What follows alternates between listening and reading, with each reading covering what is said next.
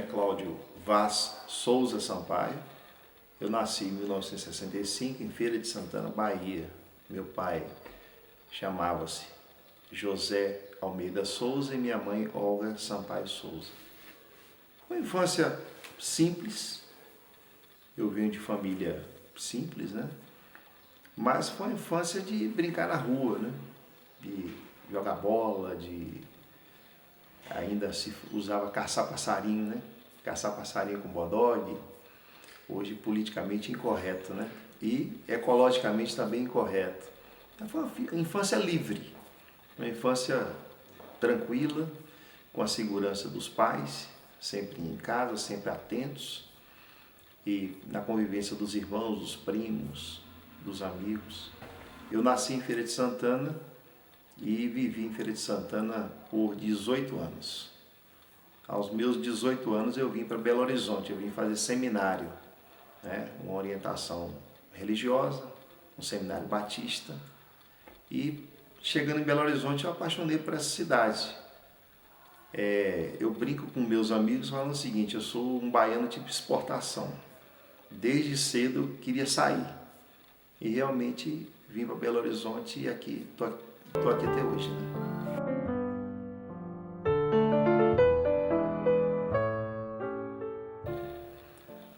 Eu falo que essa questão religiosa, ela foi muito forte na minha vida, né?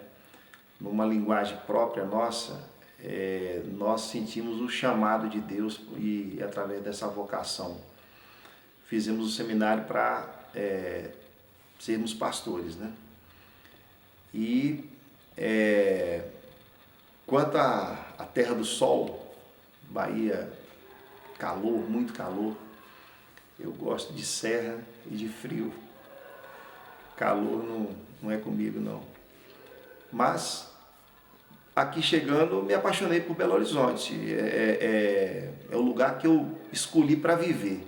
Eu não pude escolher o lugar de nascer, né? Que a gente não escolhe. Mas Belo Horizonte eu escolhi para viver.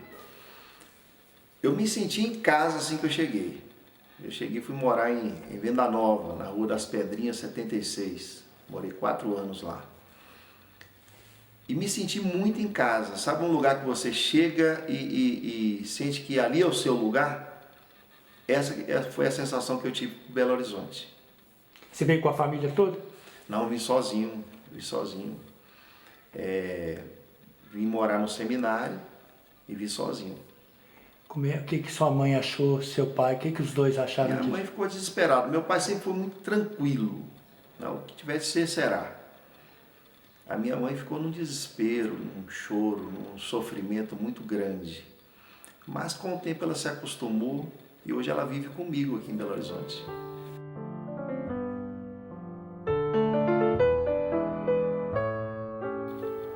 A Sandra foi um caso muito interessante que eu lembro até hoje. Eu encontrei com ela num encontro de retiro espiritual na época. A igreja dela veio passar o período do feriado do carnaval no seminário onde eu estudava. E o seminário estava vazio, porque como era um grande feriado, quase todo mundo viajou e eu não viajei, eu fiquei.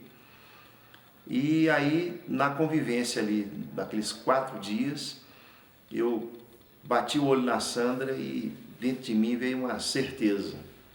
É a menina que eu ia casar com ela. Casei, vamos fazer 29 anos de casado em janeiro, dia 9 de janeiro. 29 anos de casado.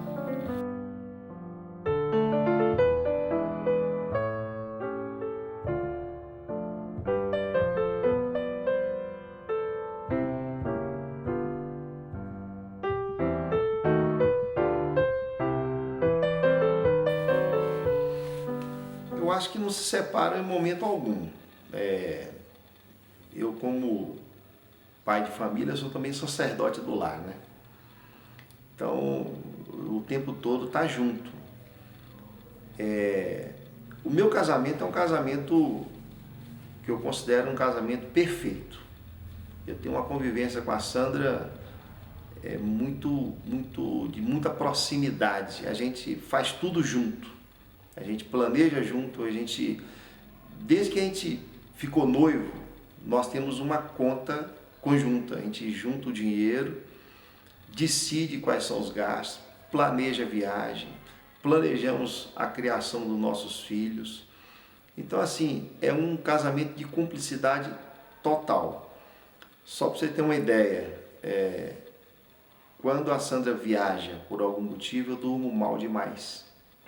Então, eu gosto do tempo todo de ficar junto da Sandra. E da mesma forma que eu tenho esse cuidado com a Sandra, eu procuro ter o cuidado também com as coisas de Deus. Então, por isso que eu acho que em momento nenhum isso desassocia, não. O pastor, o religioso, o marido, ela como a esposa auxiliadora, idônea, né, ao lado o tempo todo, isso permanece o tempo todo. Nós todo dia estamos conversando, orando e falando sobre os filhos, falando sobre a vida e falando sobre os nossos projetos futuros. Meu pai era uma pessoa muito alegre, uma pessoa que contagiava, uma linguagem sempre figurada, falando de várias coisas. Ele não falava de uma forma direta, ele falava de uma forma figurada. Quando ele achava que uma pessoa era aborrecida, ele falava que a pessoa era um chá de garfo. Quando ele achava que uma pessoa era uma pessoa difícil, ele falava que a pessoa é cheia de nó pelas costas, né? E é uma pessoa assim, alegre e presente o tempo todo na nossa vida. Meu pai adoeceu, eu tive a oportunidade de trazê-lo para cá, para ajudar no tratamento. Ele morou 7 meses comigo, mas aí veio o inverno. E a Bahia é quente, aqui é muito frio. Ele já não estava mais aguentando o frio. Eu tive que levá-lo para lá, mas a gente já sabia que a doença tinha se estendido, era um câncer de pulmão. Eu perdi meu pai. Eu sinto falta do meu pai sempre que eu me lembro dele, e me lembro dele sempre. Então, toda vez que eu me lembro do meu pai, me dá assim uma tristeza muito grande. Tem algumas coisas que eu me lembro que ele falava. Por exemplo, quando eu sento para assistir televisão, eu me lembro dele. Por quê? Ele gostava muito de uma imagem boa de televisão. E há 9, 10 anos atrás, a gente não tinha essa qualidade de imagem. E eu sou da época que a gente tinha que ajustar a antena para que a imagem ficasse boa. Então, quando eu sento para assistir uma televisão hoje, com essa imagem digital, eu me lembro muito dele. Ele gostava muito de ver um futebol, gostava muito de ver o jornal, gostava de assistir programas. E isso aí, toda vez que eu percebo que tem uma imagem bonita de televisão, me vem a figura do meu pai na minha mente. Mas não só isso. Em outros momentos eu estou sempre lembrando dele, uma pessoa que me ensinou a ser uma pessoa direita, séria, sempre teve essa fama, né, de ser muito sério, muito correto com as coisas, e uma fala dele que balizou minha vida financeira. Meu filho, nunca põe o chapéu onde sua mão não alcança. Acredito que sim, a nossa convivência sempre foi muito próxima, né? Eu e a Sandra, né, nós nunca contratamos um transporte escolar para levar os meninos para a escola. Por quê? A gente sempre fez questão de levá-los e sempre fez questão de buscá-los. A proximidade sempre foi muito grande. Eu me lembro que eles moraram um ano na China, né? E o Rodrigo tinha 18 anos, o Hugo tinha 19, e eles foram embora. Fizeram uma escala em Paris. E por causa do fuso horário, nós não conseguimos falar com ele. Ligamos no hotel e deu lá um desencontro. Resumindo, eu fui parar no CTI, né? Aliás, não, eu quase parei no CTI por conta disso. E passei muito mal com a ida deles para a China. Lá eles ficaram um ano. E acredito que eles sentindo falta da gente, porque eles manifestavam isso quando a gente se falava, e a gente morrendo de saudade deles.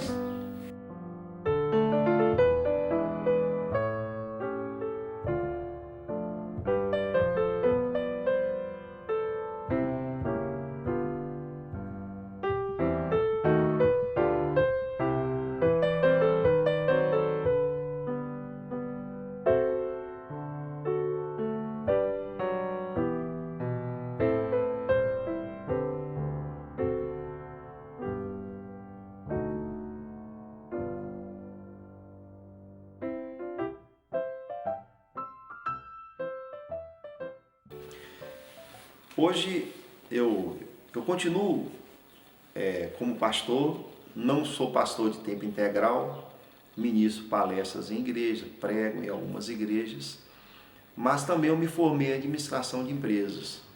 E por 21 anos eu trabalhei na Câmara Municipal, como assessor técnico, como chefe de gabinete. E os últimos 3 anos eu trabalhei como secretário de administração regional de Venda Nova, exercendo a função de secretário e procurando, do conhecimento que eu tive no curso de administração, aplicar várias técnicas na gestão pública. As duas coisas são importantes, porque administrar uma cidade é administrar o sonho das pessoas, é administrar as necessidades das pessoas. Pastorear, a mesma coisa, é você trabalhar os anseios das pessoas, os conflitos das pessoas, orientá-las no caminho certo. As duas são grandes desafios. Sim, eu sou organizado por natureza e por costume. Eu me acostumei a isso, né? Então, a minha casa, desde que eu a construí, a gente fez com muito planejamento. E, como eu já mencionei, eu sempre fiz isso junto com a minha esposa. Todos os detalhes, todos os passos, todas as tarefas. Inclusive, ajudo muito em casa, participo do dia a dia de casa. E aí eu procuro me esmerar. A gente dá o que a gente tem. Se a gente faz bem isso em casa, em família, a gente consegue expressar bem essas coisas lá fora. Então, tudo que eu faço, eu procuro fazer com esmero. Eu sou um tanto quanto detalhista, um tanto quanto chato para cobrar resultado. Então, da mesma forma que é em casa, eu tenho esse mesmo esforço, esse mesmo empenho em qualquer atividade que eu estou envolvido. Eu trabalhei por 20 anos na Câmara Municipal.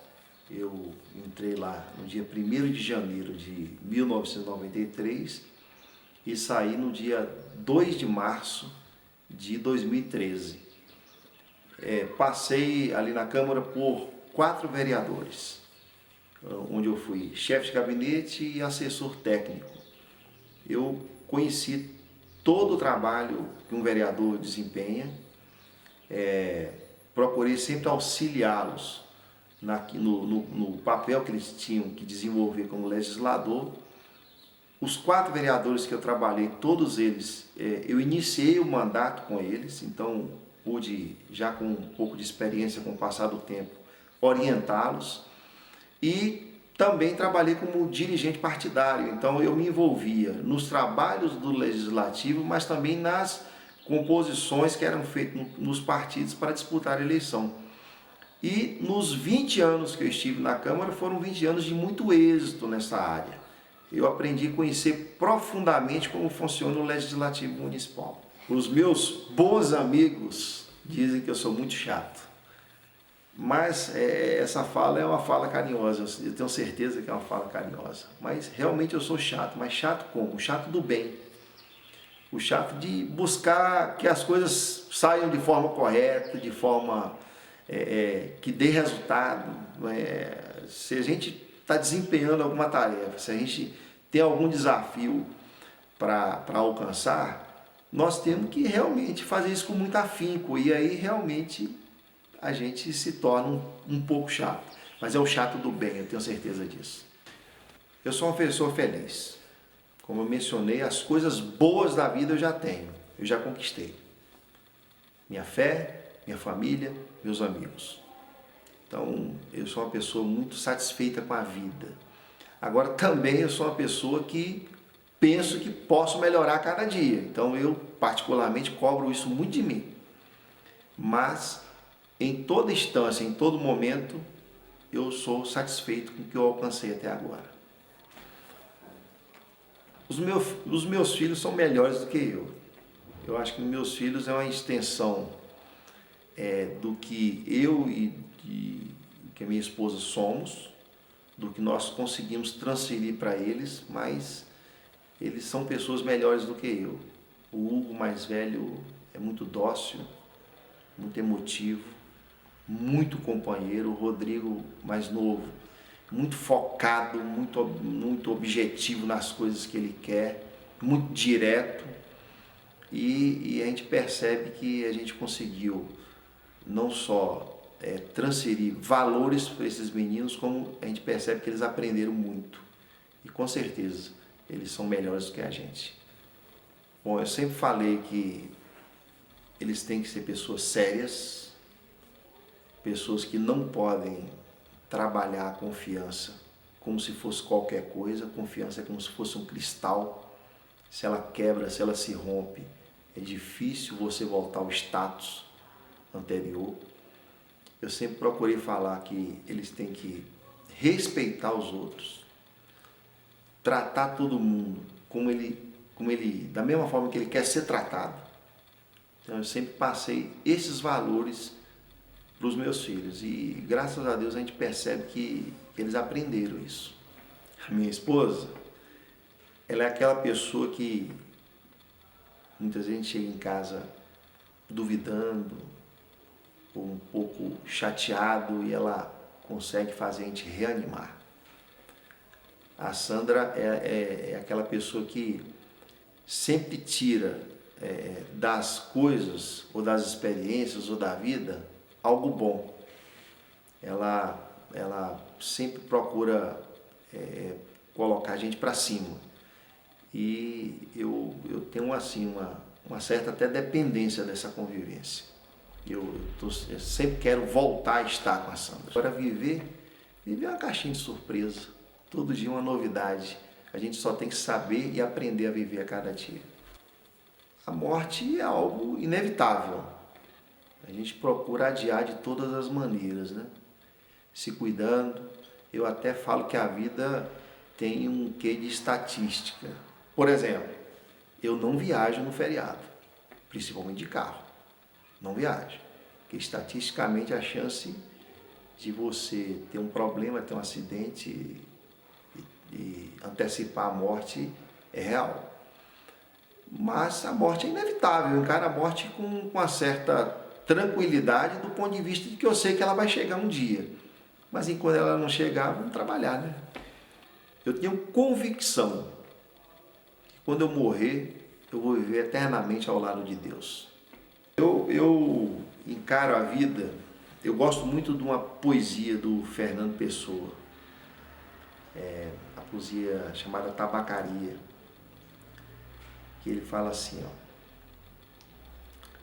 eu não sou nada, eu não quero ser nada, eu não tenho o direito de querer ser nada. A parte disso, eu tenho em mim todos os sonhos do mundo. Então eu encaro a vida dessa forma.